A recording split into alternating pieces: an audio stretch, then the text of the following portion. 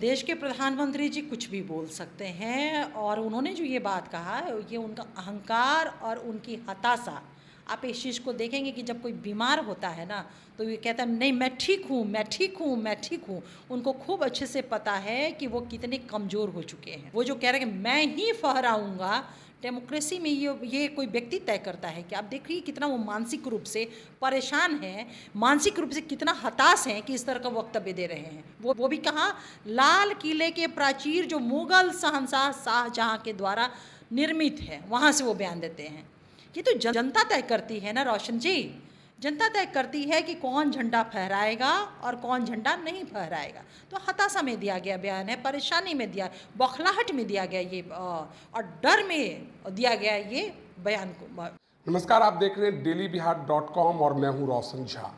15 अगस्त के अवसर पर लाल किले के प्राचीर से देश के प्रधानमंत्री नरेंद्र मोदी कहते हैं, दावे के साथ कहते हैं कि 2024 में भी 15 अगस्त के दिन मैं आऊँगा और लाल किले से तिरंगा फहराऊँगा। इस मुद्दे पर हमारे साथ बात करने के लिए जदयू प्रवक्ता अंजू मारा जी हैं। आइए उनसे बात करते हैं। मैम, 24 में चुनाव होगा या नहीं होगा? नहीं, चुनाव तो होना है। वो तो हमारे संविधान की में जो है वो प्रक्रिया है कि 5 साल पे अगर कोई परिस्थिति नहीं कुछ ऐसी हुई तो 5 साल पे इलेक्शन होना है और 24 में 5 साल होना है तो होना है चुनाव। लेकिन प्रधानमंत्री ने तो पहले ही कह दिया कि मैं ही फहराऊंगा 15 अगस्त 2024। देखिए, देश के प्रधानमंत्री जी कुछ भी बोल सकते हैं और उन्होंने जो ये बात कहा ये उनका अहंकार और उनकी हताशा। आप इस चीज़ को देखेंगे कि जब कोई बीमार होता है ना तो ये कहता है नहीं मैं ठीक हूँ, मैं ठीक हूँ, मैं ठीक हूँ। उनको खूब अच्छे से पता है कि वो कितने कमज़ोर हो चुके हैं।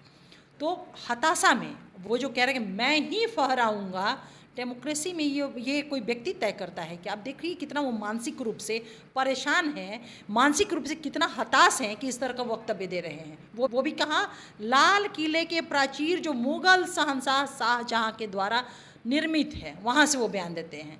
ये तो जनता तय करती है ना रोशन जी, जनता तय करती है कि कौन झंडा फहराएगा और कौन झंडा नहीं फहराएगा। तो हताशा में दिया गया बयान है, परेशानी में दिया, बौखलाहट में दिया गया ये और डर में दिया गया ये बयान को है। मैम, नीतीश कुमार जी का नाम प्रधानमंत्री ने नहीं लिया, लेकिन उन्होंने कहा कि विपक्ष के जो नेता लोग हैं वो तुष्टीकरण करते हैं। देखिए, सबसे बड़ा सवाल ये है कि ये आरोप कौन लगा रहा है जो स्वयं इस हमारे देश की पहचान क्या थी रोशन जी? हमारे देश की पहचान थी साझी विरासत। हम बहुत प्यार मोहब्बत के साथ समाज में रहते थे। हमारे समाज के अंदर खुशहाली था, अमन था, चैन था, खौफ नहीं था।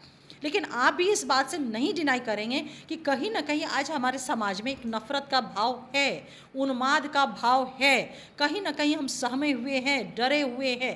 तो ये सारा तुष्टीकरण अगर कहा जाए तो तुष्टीकरण की जो 9 वर्षों की उनकी यात्रा है और जिस तरह से उन्होंने टारगेट किया है वर्ग विशेष को, समाज विशेष को, ये सर्वविदित है।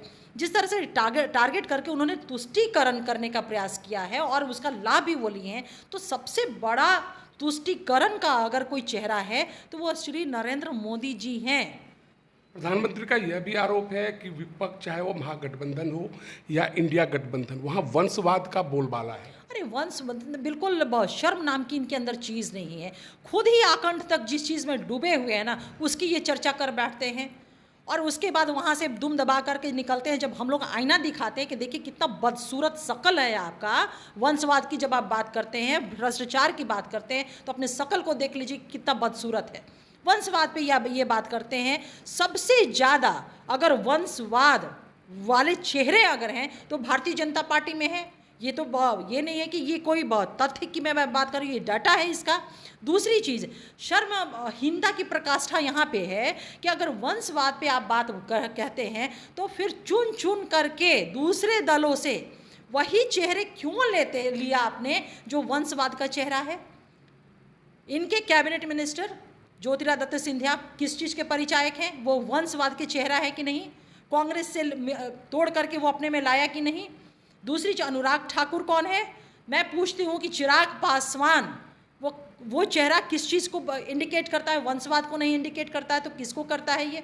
फिर सोच लीजिए रोशन जी कि फिर किस नैतिकता के साथ शर्म नाम की चीज़ नहीं है, तभी नहीं ये इस सवाल को उठाते हैं। करप्शन के विषय पे आप बोल रहे हैं, भ्रष्टाचार में स्वयं आकंठ तक ये डूबी हुई पार्टी है।